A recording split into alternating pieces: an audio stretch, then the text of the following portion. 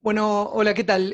Continuando un poco con el análisis de los sistemas penitenciarios comparados, en el video de hoy, en la entrega de hoy, vamos a charlar un poco, sobre todo en uno de los ámbitos, uno de los indicadores que habíamos visto en el video anterior, que tiene que ver con el hacinamiento en algunos sistemas penitenciarios de nuestra región. En particular, vamos a analizar la población demográfica en el triángulo del hacinamiento en cárceles de Centroamérica, ¿sí? En particular en lo que se conoce en los países del Istmo, ¿no? Y vamos a ver cómo tanto la violencia criminal fundamentalmente es la que hace elevar esos índices de encarcelamiento, y lo que vamos a ver es claramente un hacinamiento a medida desbordado en la región que les marco aquí en este mapa, ¿no? A ver, lo que hay que decir es que los países centroamericanos, algunos claramente golpeados por la violencia criminal, fundamentalmente la violencia que sufren a partir del crimen organizado transnacional y fundamentalmente a partir de las maras, ¿no? Que actúan en favor del crimen organizado internacional, fundamentalmente en el narcotráfico y en la violencia en estas sociedades, ¿no?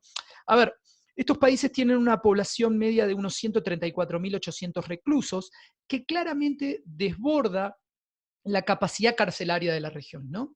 Y no solo hay que sumarle esto, sino también hay que entender que hay un sistema de justicia que por sobre todas las cosas privilegia el encierro a ciertas medidas alternativas, incluso por delitos menores, algo que no sucede tanto en América del Sur, ¿no? Los datos oficiales de estos sistemas penitenciarios del Istmo son reveladores y alarmantes para los que hacen análisis, ¿no? De esta región. Pues la mayoría de las 125 prisiones que hay tienen una infraestructura obsoleta y que claramente no dan abasto y no permiten uno de los puntos esenciales, ¿no? Del cumplimiento de una pena, que es la resocialización de los internos para que, en definitiva, luego de terminada la pena, puedan incorporarse a la vida productiva, ¿no? Al cumplir sus penas. Por ejemplo, para el año 2003, el sistema penitenciario regional sumaba 92.500 personas privadas de sus libertades distribuidas en 114 prisiones, 114 cárceles. Pero en los últimos 5 años, el número se fue incrementando en 42.000 personas privadas de la libertad.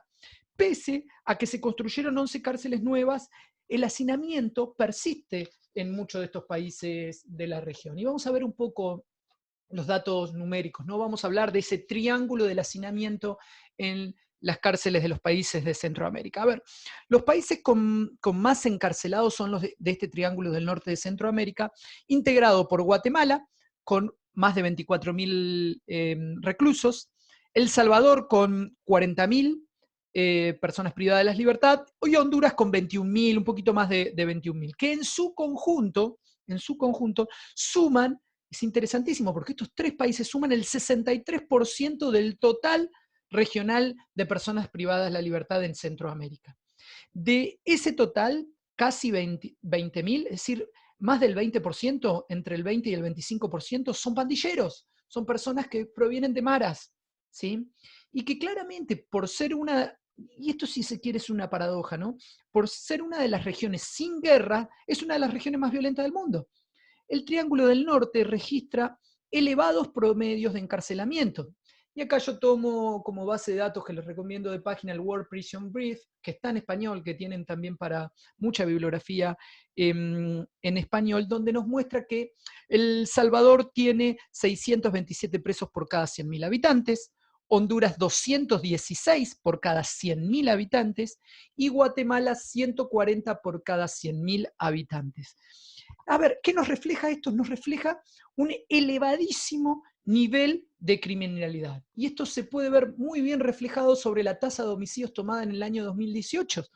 Miren, por ejemplo, el caso de Guatemala, 22,4 por cada 100.000 habitantes su tasa de homicidios, ¿sí? Honduras, 40 cada 100.000 habitantes, ¿sí? Y ni hablar El Salvador, 51 cada 100.000 habitantes. Eh, Honduras y El Salvador son los dos países de la región más golpeados por el tema de los pandilleros y de las maras. Y son niveles sumamente considerados y altos, entre los más altos del mundo, para países sin conflictos armados, que esa es la paradoja que se presenta esta situación.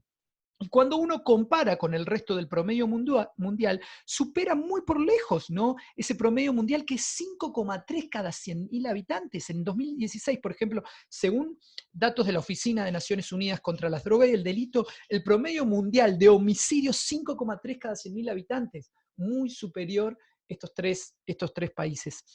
Las cifras obviamente no son menores que el resto en Centroamérica, ¿no? Por ejemplo, Nicaragua tiene unos 15.000 presos, personas privadas de la libertad, Costa Rica es 16.000, Panamá 16.000, y en un caso bastante particular, Belice, que es un país que está al lado de México, hay unos 1.297 internos. Pero los datos nos muestran que estos tres países están muy por arriba del promedio, ¿no? Y ni hablar que a nivel mundial, pero también en la propia región comparado con sus vecinos. Y esto nos lleva, obviamente, esos altos promedios a un hacinamiento claramente desbordado, ¿no?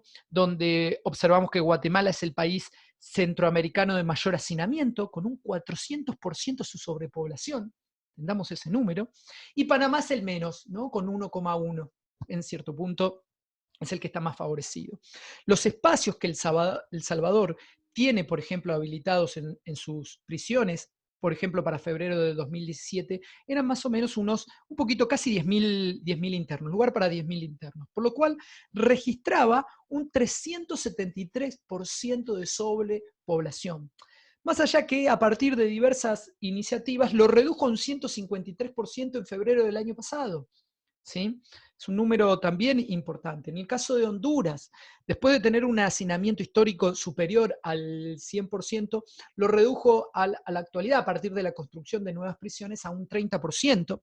Y Costa Rica es uno de los países con menor índice de violencia, claramente con menor índice de violencia en esta región, y las políticas públicas, ¿no? Políticas penitenciarias de Costa Rica todavía se alarman porque observan que tienen un 37% de hacinamiento. A ver, con este panorama lo que nos permitimos destacar y observar en este video es un poco señalar los problemas que tienen producto de esa violencia, la violencia del crimen organizado transnacional, y cómo eso se refleja en claramente un desborde de las prisiones en estas regiones. A ver, en general, los analistas coinciden en que estas prisiones en las cárceles se mantienen llenas porque claramente hace falta una política de gobierno, una política penitenciaria, y una política penitenciaria fundamentalmente que no previene en la región promover la prevención, ¿no?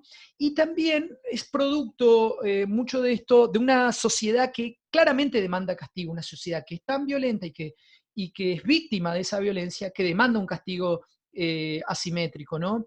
Y que muchas veces ciertos gobiernos de tinte más populistas han generado planes represivos de mano dura, y es una característica propia de esta región.